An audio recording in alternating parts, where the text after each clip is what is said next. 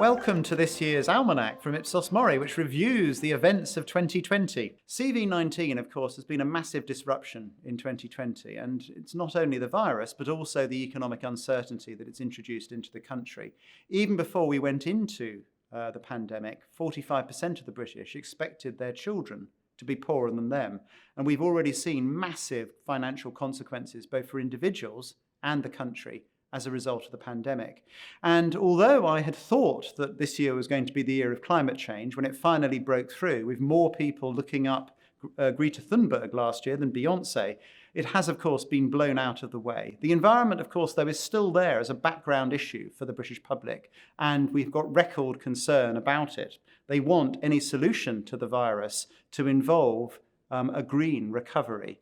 But the big heroes of 2020, of course, have been the NHS itself. It's normally the closest thing we have to religion. Protect the NHS was one of the strongest messages that the government was able to come out with.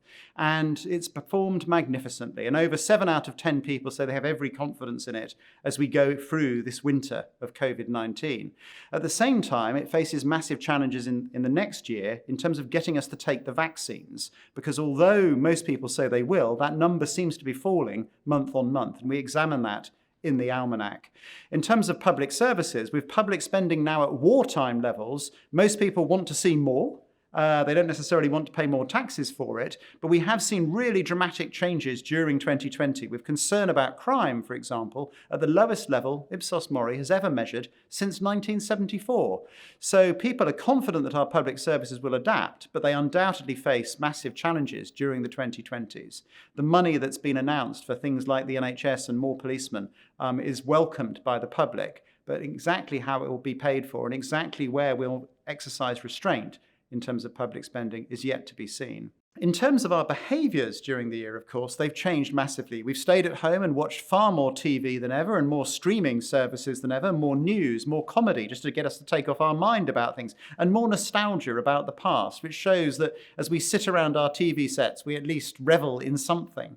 But at the same time, although our behaviours have changed massively in 2020, our fundamental values haven't. As I said, global concern about climate change hasn't shifted.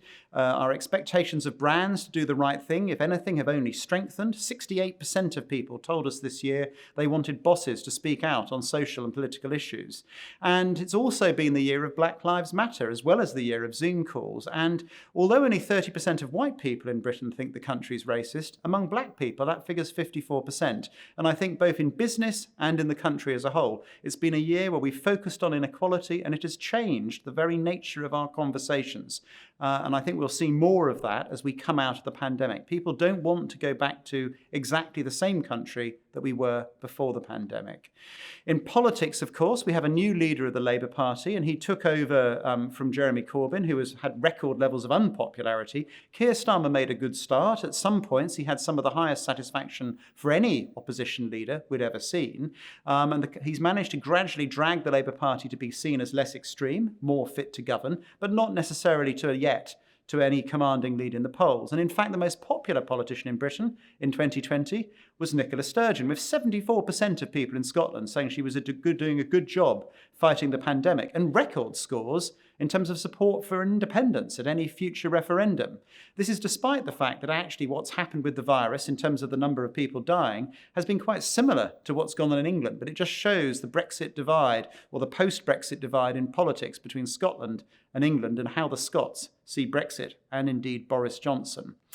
In terms of how we work, of course, we're doing video calls like this one with a massive decline in formality. I didn't wear the tie this year. We may see changes in city living and people moving out to a more distributed sort of workforce. We're certainly going to see more change in the high street. We saw double the number of shops close in 2020 as in 2019. A massive surge in online shopping, probably more growth in the last 6 months than in the last 6 years.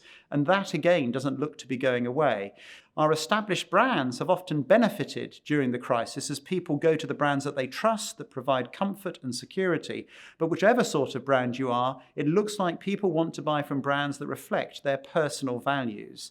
And so as we head into 2021, what we've seen is strong support for lockdown. It shows that the Brits are willing to grin and bear it, and so are people in many other countries, if that's what it takes to get back to normalcy.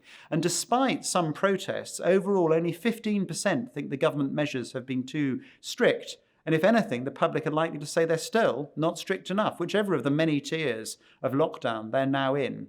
So, this has been a year, as well as Zoom and everything else, a year of conspiracy theories, actually. Around 7% of people in Britain believe the entire thing about COVID-19 is just made up.